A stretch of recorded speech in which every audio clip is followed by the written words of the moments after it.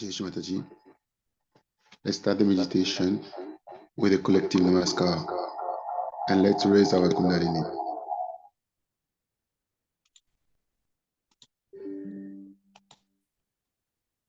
Namaskar, Kundalini.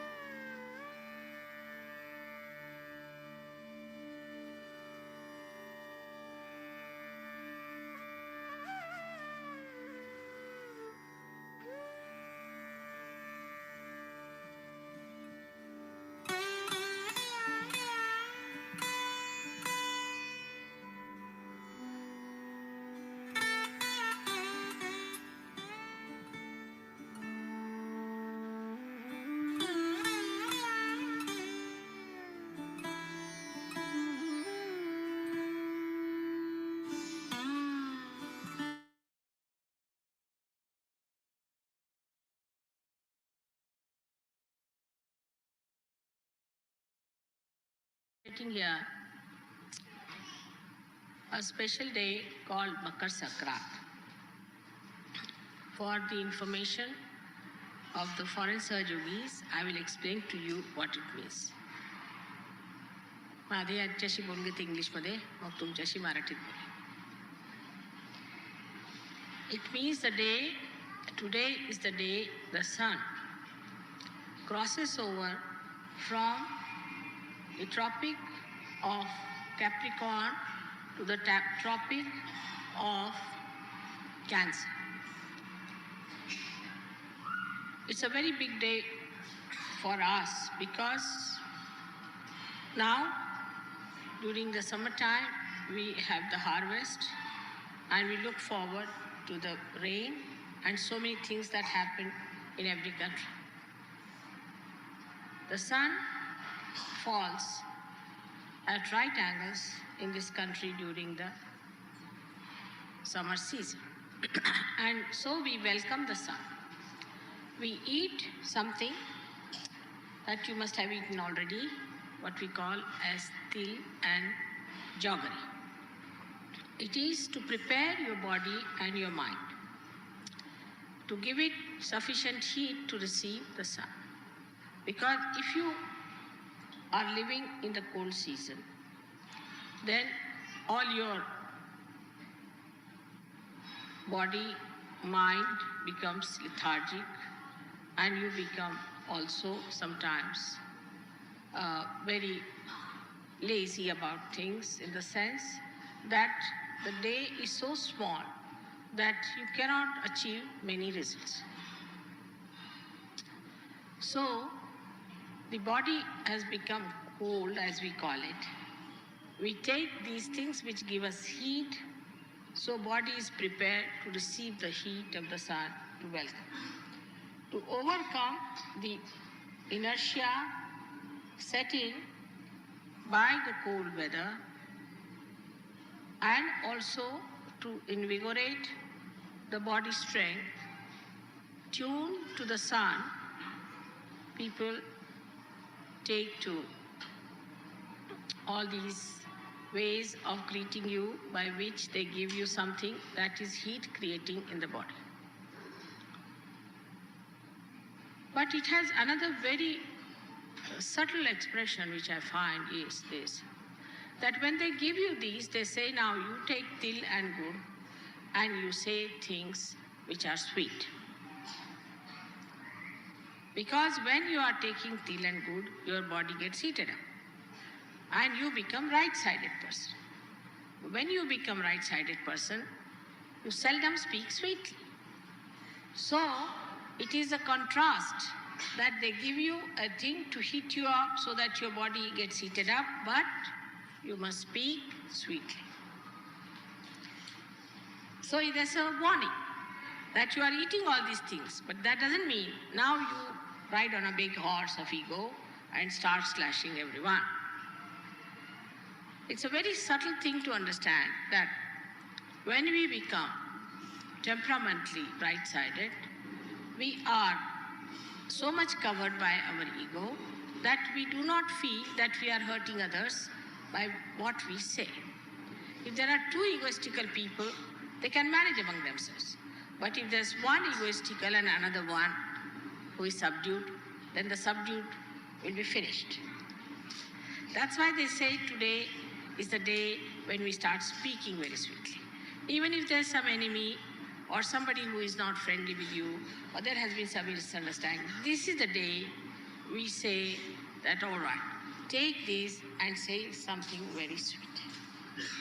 Talk sweetly to each other. But today only I think I received a letter from a Sahajogini which was so full of harshness that I was surprised that I should receive it today. Not to me, but some other Sahajogi. So one thing today we have to decide and take a vow that to another Sahajogi we are not going to speak harshly. And talk to him in a way as if he's an ordinary person. Now supposing he is a leader, then there is more reason than you should respect. And if he's a senior leader, then there is more reason that you must respect. The first thing one has to learn that we have to respect.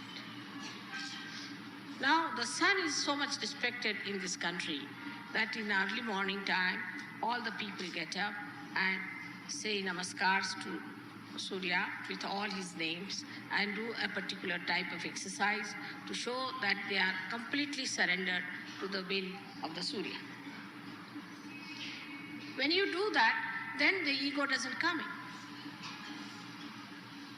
Now the sun, when he shines here, it gives you a feeling that you have to be active, you have to work very hard. As a result of that, you might develop ego. But when you develop ego, then it surrounds your brain completely.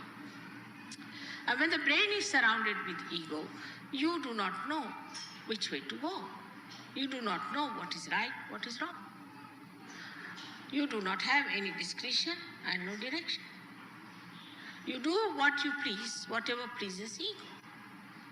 And this is a day when we celebrate it in a way to surrender ourselves to the Surya, to the sun, which is, as you know, is the residence of Sri Lord Jesus Christ.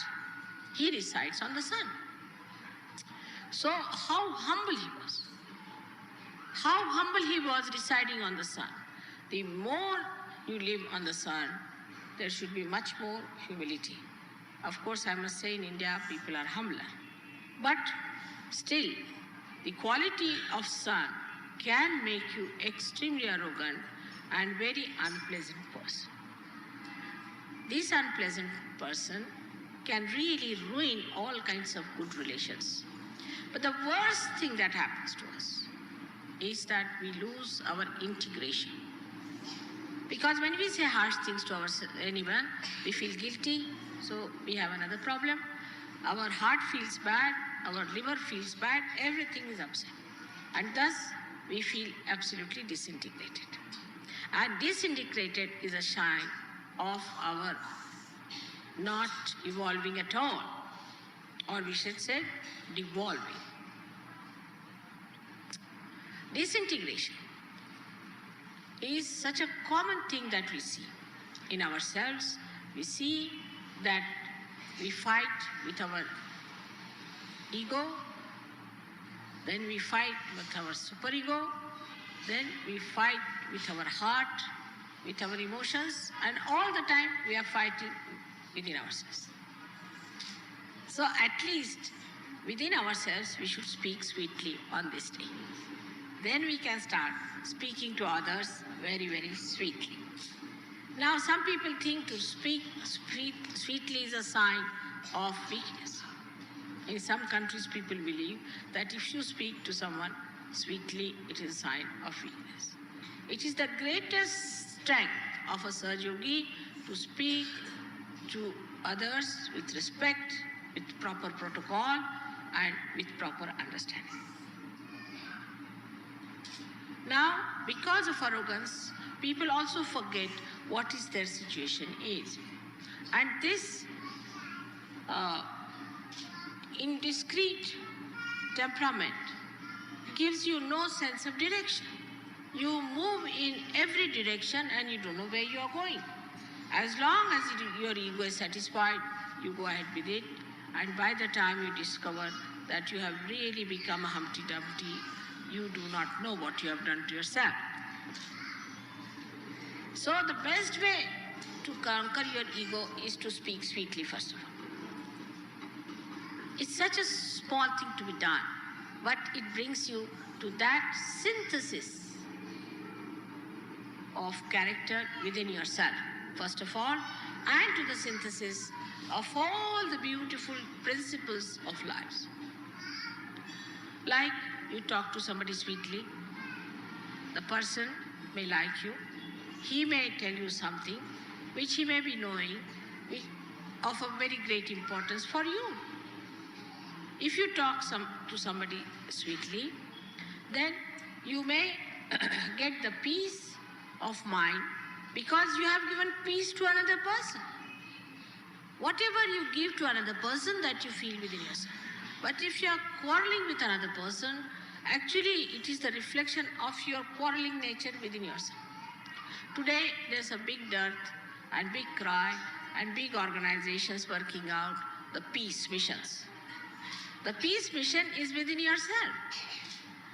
Let us start, all of us, the Sahaja Yogis, who are great saints sitting here, decide today that we are going to make peace with ourselves and with others. But first and foremost thing, the peace cannot be made with quarrels. You see, like America and Russia want to decide it with missiles, the peace part. They say, let's fight out. As many as will remain, then they can live in peace. Let us, all those who are fighting, kill each other. They think this is the solution of the problem. It's the other way now. Let everybody live peacefully within themselves and give peace to others, so that this peace will become a nucleus for the peace of the world. So your great task today is to establish a great source of peaceful people. We are so many Sahaja Yogis here. You are sitting in complete peace and happiness and joy. You don't know. You are emitting all that peace, channelizing it and doing it. But still, there are some who are suffering from horrible ego and with hurt ego. And they are trying to do some things which they should never do, is to think just now. If you are thinking just now, you will not register what I am saying. Because this is another quality of a person who is ego-oriented, is not to register. You may say anything you like, but they don't hear. They hear what they want to hear or they don't hear. So this is another thing we have to today decide, that we'll register things than to tell out. Let us register. This is a sign of a character that wants to know more. The criteria of assent is synthesis and integration. A person who is not integrated with other Sahajogis is not a man who has ascended. Who starts to divide and talk of divisions, we the English, we the Germans, we the Indians, then they are not Sahajogis. They are Indians, all right, but not Sahajogis. Sahajogis have no caste, creed or nationality. We have to carry our passports only because we are born in this jail. So we have to carry our criminal number. But actually you don't need it. You don't need all those things. Now, for us today to decide, first of all in our hearts, that we'll take to peaceful methods. When we are traveling, we'll be taking to peaceful methods. Anybody who's trying to provoke you or trying to create a problem or divide you on any issue whatsoever, run away from that person as fast as possible. Anybody who talks of peace, the peacemakers, stick on to that person. Then only you will understand that you are also getting peace. Here you have come to get peace, not to create problems or to listen to your problems, but to get to peace. Peace is a nature or is the quality of your spirit. So once you jump onto your peace, somehow what happens that you go beyond the cause and the effect. You are beyond the cause and the effect. So the cause disappears and the effect also disappears. So today we all have come here to worship the peace, the within and the without. Let us be peaceful people. Let us not join groups who hate, who talk big, who want to hate one person, want to create a group who says we the Americans or we the this. Just in Sahaja Yoga, you must learn from people who have advanced, who have very much progressed. For example, I would say among all the Europeans, Australians have done very well. There's nothing to feel jealous. All right, if Australians have done well, all right, that's your glory. So ask them how they have done it, how they have worked it out. Tomorrow may be that Americans, I wish that very much, may do the best. So then you should ask them, how have you done so well? That's the way we are going to live. We are not going to compete. We are not going to be jealous, but we are going to absorb all that is best. This is Sahaja. It's the other way around. Like if they discover something, a pilotless bomb, then they will discover something else, which is a machineless bomb. No, it is another one. We develop a mind which absorbs everything. And then we develop a bigger mind which gives everything. There is no secret in Sahaja. Everybody who has known something better, has had some good experiences of Sahaja, should tell. But then in ego I have seen people start preaching that, all right, this method you try, that method you try. There's no need to do that also. Because of lack of discretion. If you had discretion, you would have known that this is not to be done. What is not to be done in Sahaja Yoga is not to be done. But how will you know when you have no discretion? Like a lost ship. So then you have to see how your mother would act at such a position. And then I'm sure you'll go beyond the cause and the effect. So today is a day, I should also not say anything that is in any way hurting to anyone. And I'm trying to make you smile and laugh, but you are so serious. So today we decide on peace. Peace with ourselves, peace with others.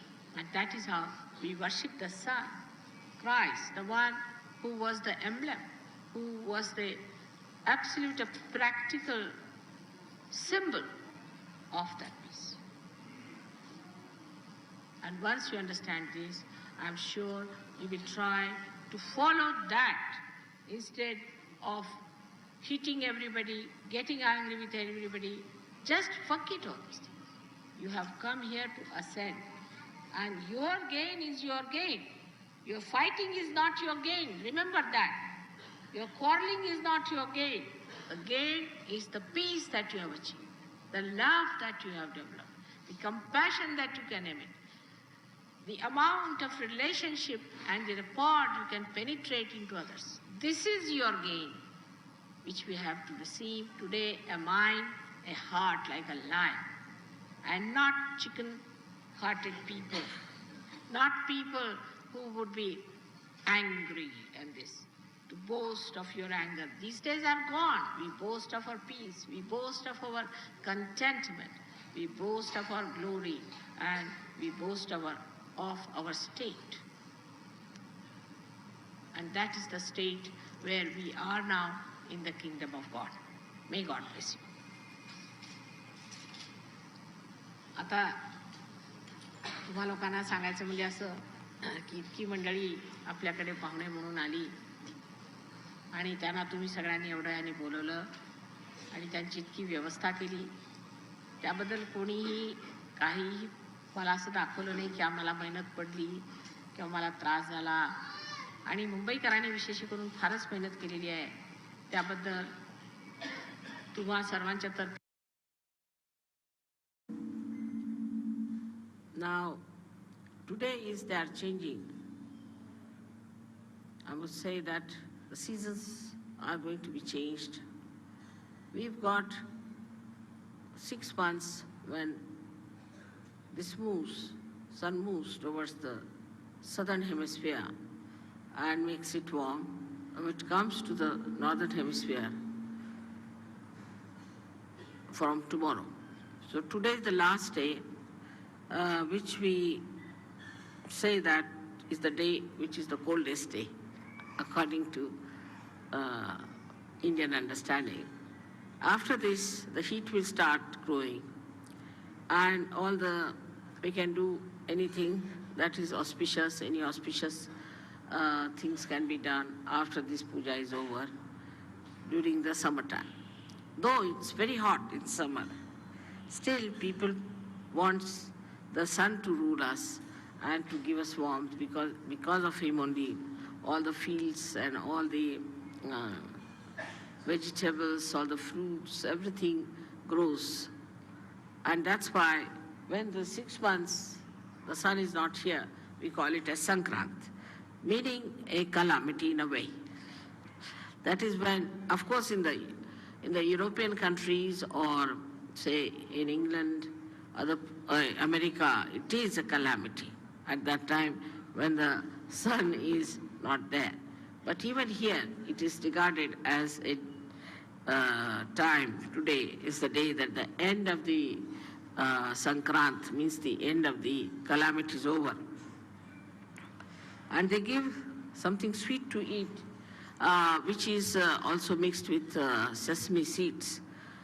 Because sesame seed is heat-giving, so today being the hottest day, coldest day, they want to give sesame seed. Also want you to retain the heat and to adjust yourself to the heat that's coming up. This is all thought of in a way, in a very gross level, on a very gross level, that we should keep the people warm enough. Also, it is said that the warmth of love should be expressed at this time for people, because it's the coldest day. So they say that we give you this special thing for you to say something sweet, that is god god bola, means you say something sweet to us. And the people who live in warm countries are sweeter people than the people who live in colder places. Because the nature is rather very unkind to them. I don't blame them for their temperament. Because the nature is one kind. In India, you can live anywhere. You can live under a tree, you can live in a forest, anywhere you can live quite happily, as long as there is water to drink and water to bathe. And there's not such a problem as we have to face in the other parts of the world, where if you have to go out of the house, you take about 15-20 minutes to dress yourself up. Here you just can walk out of the house, you can keep your houses open during the summertime, and there's no problem of any kind as far as the nature is concerned. Nature becomes very kind during summertime here because the trees are lush and lot of greenery. People feel very happy during that time, and all the activity becomes more with the sun's energy. But in the West, as you have seen, that the sun is much less. Because of that, people keep more to their houses, to artificial heating or other heatings, and the doors are closed, the hearts are closed, and it's difficult for them to communicate with other people. As you go down south more, in your countries also, you'll find people are warmer, simpler, very hospitable. With the sun, you get the heart, which is very open heart and a kind of a inviting heart. Now, if you see on the Sahaja Yoga style, the sun line is the right side and the moon is the left side. On the moon line, one can desire but cannot act. Apart from that, on the moon line, if you go too far, it can be destructive. Because if you sit in the house doing nothing, and also these days there's unemployment, say for example, no work, then you start thinking too much. And this thinking is just a desire, energy working out, no action. And without the action, this energy can become very destructive. That is why we find that people, they say that empty mind or is the devil's workshop. Where people do not act, when the action doesn't take place, then it can be quite destructive.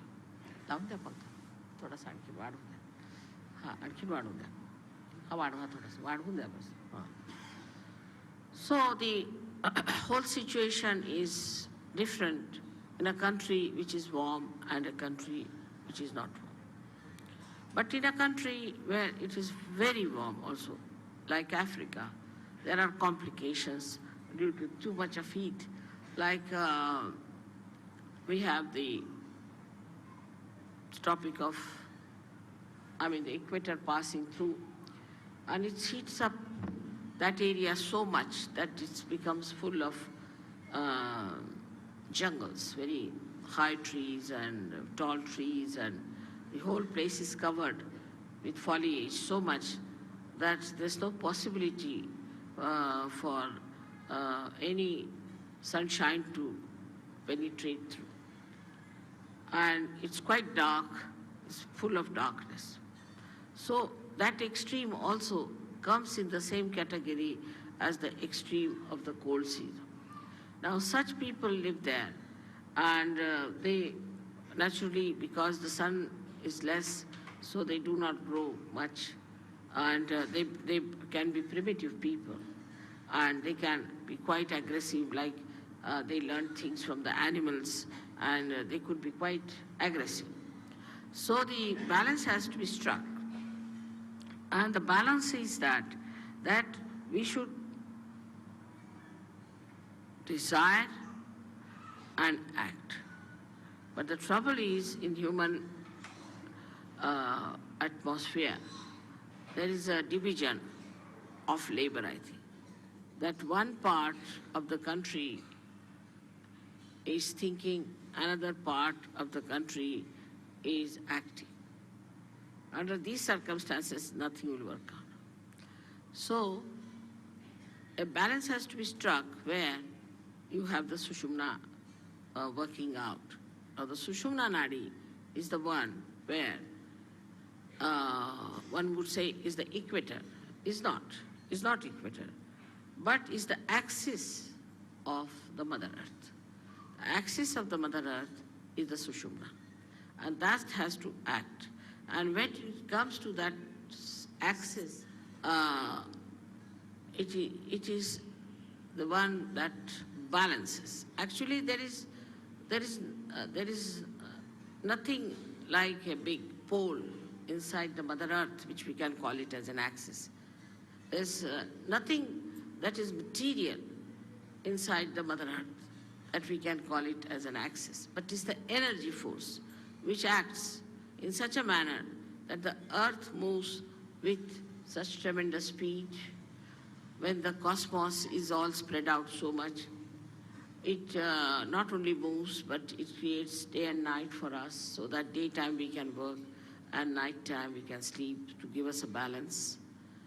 Only also it moves in such a manner around the sun that half of the countries get the sun during the summertime and half of them get it during the winter time.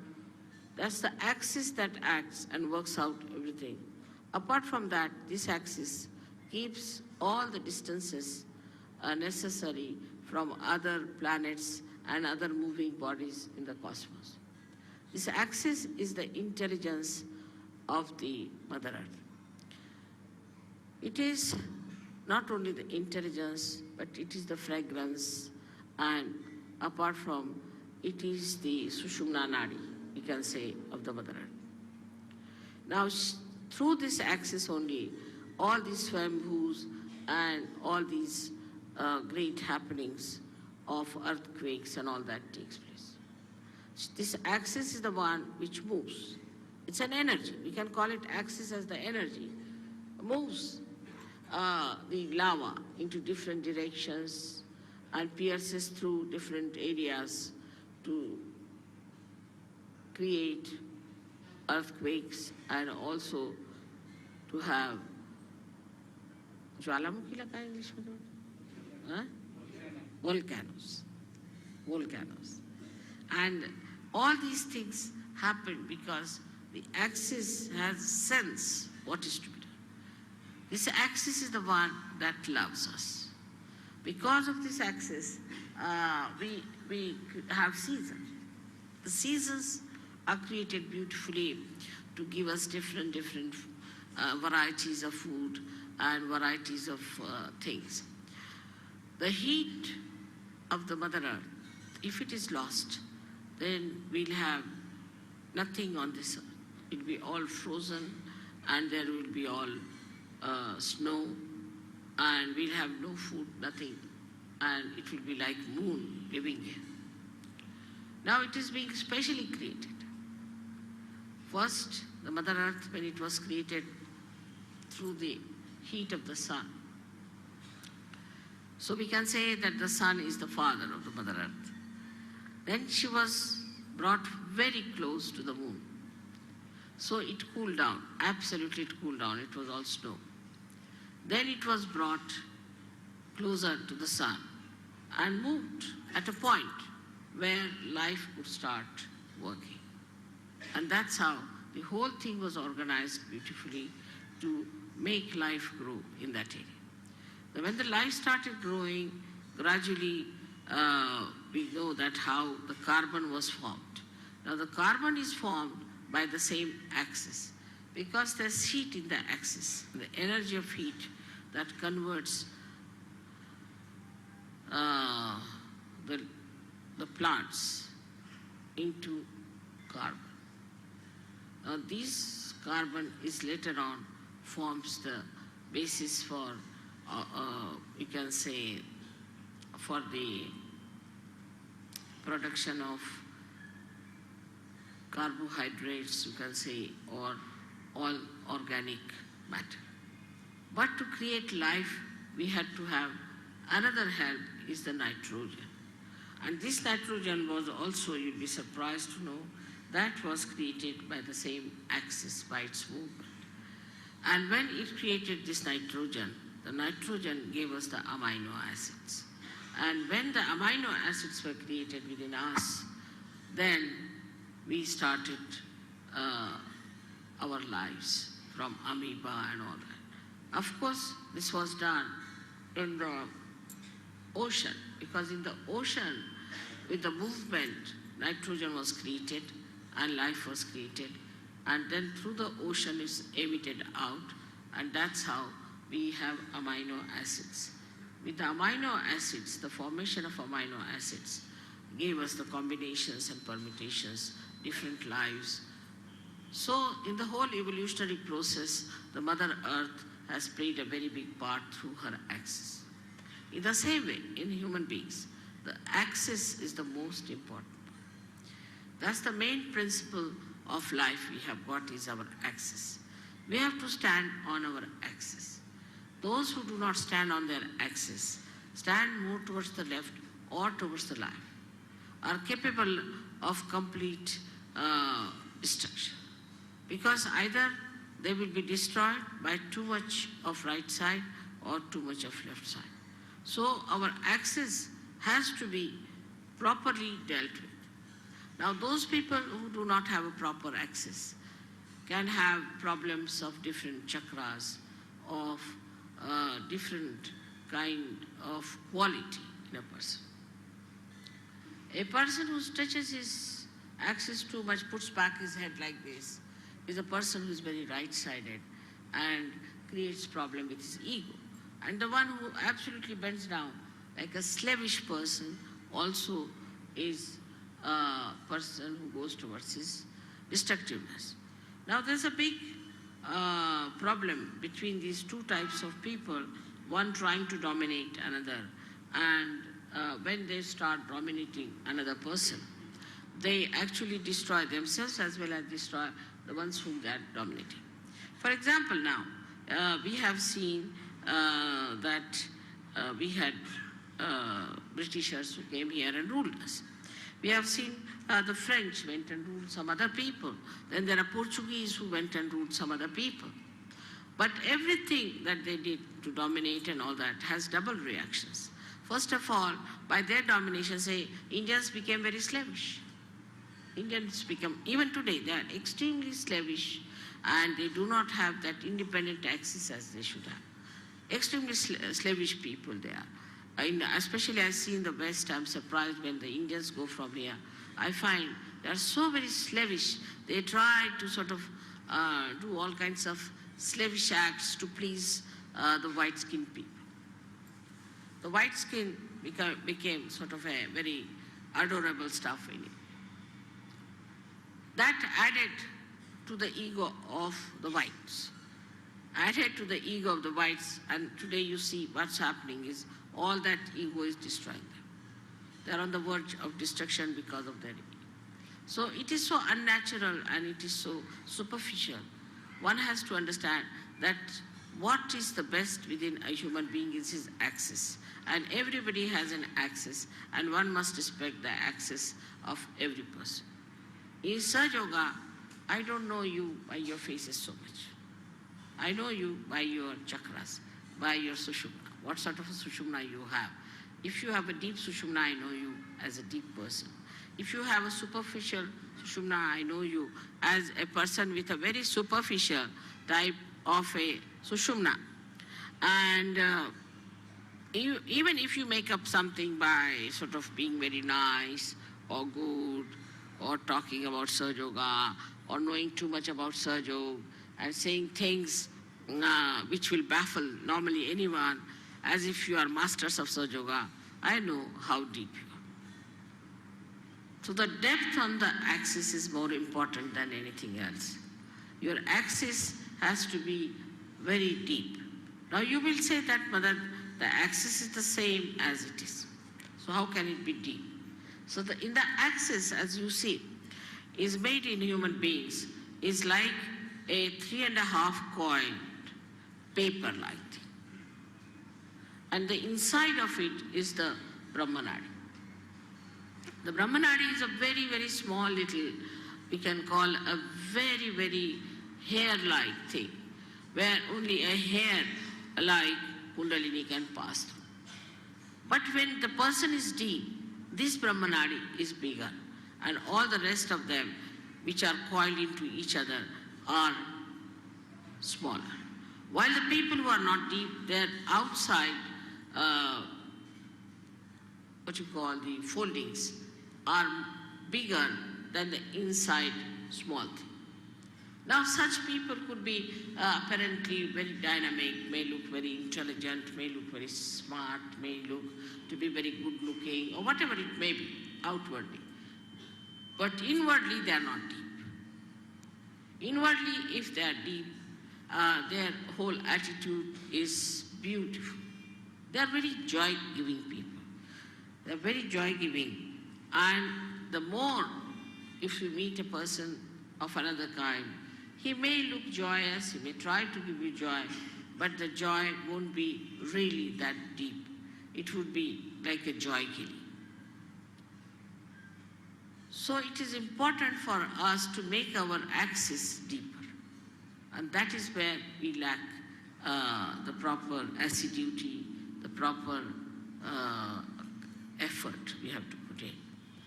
Now some people have automatically very deep axis. And some people have very, very, what should you say, a very constricted type of the axis. This axis has to be grown. Now when you come for my puja and all that, I do expand it, I agree. But it is a temporary thing. To retain it at that point, one has to work at home, in the collective also. One has to work very much at home with meditation. But it should be done seriously. It should not be just a joke, to be frivolous, to be stupid. That's not the way. It should be done very seriously in the meaning that it is a devoted task you have taken. It's a meditative thing. It's a prayer to God. We can call it, it's a puja to God. It's to be done with that reverence. Because reverence is the key of achievement. If you have no reverence about yourself and no reverence of others, then it cannot be done. But first you must have reverence for your own life. What am I doing with my life? Where am I wasting it? Why should I waste it? Why should I be deep? After all, there must be some purpose of my life. Am I serving my purpose? Am I doing that? All these things, if they pop into your head, then you will understand it's very easy to fight out your ego. Because normally on small, small things people fight. I've seen that in Sahaja Yoga also, people fight on things like, it's so useless, absolutely useless. To me, it sounds stupid to even mention the way people fight over small things and quarrel. But a deep person, even if he doesn't speak much, even if he doesn't show off much, even if he doesn't sit in the front line, he expresses himself through his